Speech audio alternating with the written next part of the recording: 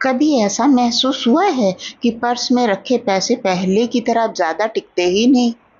मतलब जो चीज़ें कुछ साल पहले इतनी सस्ती लगती थीं, वो अब अचानक से महँगी क्यों हो गई हैं? आज हम इसी के पीछे की वजह को समझने वाले हैं।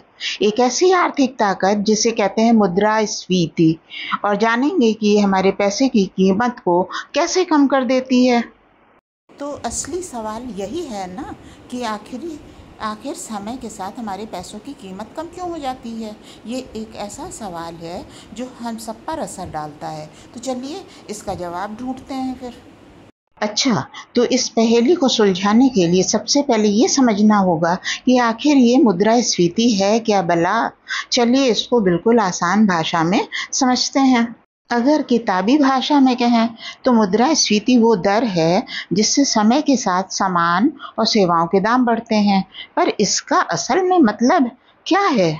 सीधी सी बात है, ये बस ये मापता है कि इकोनॉमी में हर चीज़ औसतन कितनी तेजी से महंगी हो रही है। चलिए इसे और भी आसान बना देते हैं। मुद्रास्फीति बस वो स्पीड है जिससे सामान के दाम बढ़ रहे हैं। तो जब कोई कहता है ना कि मुद्रास्फीति 6% है, तो इसका सीधा सा मतलब है कि औसतन पिछले साल के मुकाबले चीज़ें अब 6% और महंगी हो गई हैं। बस अब ठीक है। तो कीमतें बढ़ रही हैं, पर इससे हमारी जेब पर सीधा क्या असर पड़ता है? ये हमारी क्रय शक्ति यानी खरीदने की ताकत पर असर डालता है। मतलब हमारे 1 रुपए में असल में कितना सामान आ सकता है। इसको ऐसे सोचें, मान लीजिए सालों पहले कोई चीज़ सिर्फ रुपए 1 में मिल जाती थी और वही चीज़ आज 10 रुपए में है।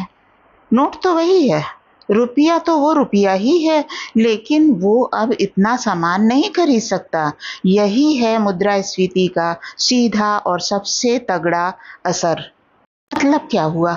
मतलब ये कि वही सामान खरीदने के लिए अब हमें ज़्यादा पैसे देने पड़ रहे हैं। और सोचिए अगर किसी की कमाई उतनी ही रहे लेकिन कीमतें बढ़ जाएं, तो असल में खरीदने की ताकत कम हो जाती है।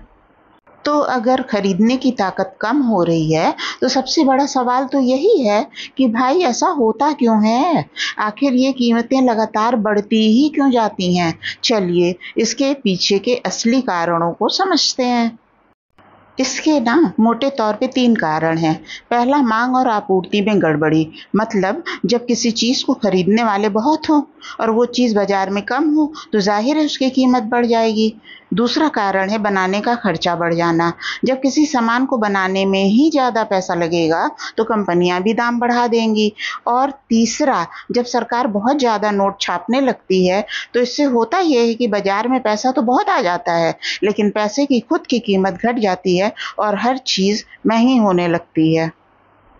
तो अब ये बात साफ हो गई है कि मुद्रास्फीति सिर्फ न्यूज़ में सुना जाने वाला कोई नंबर नहीं है।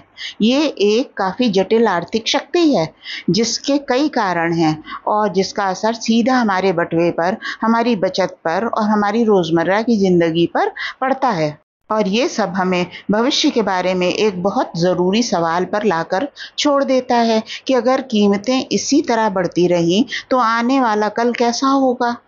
एक ऐसा सवाल है जो सिर्फ अर्थशास्त्रियों के लिए ही नहीं, बल्कि हम सभी के लिए बहुत ज़रूरी है, क्योंकि ये हमारे फाइनेंशियल प्लान्स और हमारे भविष्य की आगे आने वाली शक्ल को तय करता है।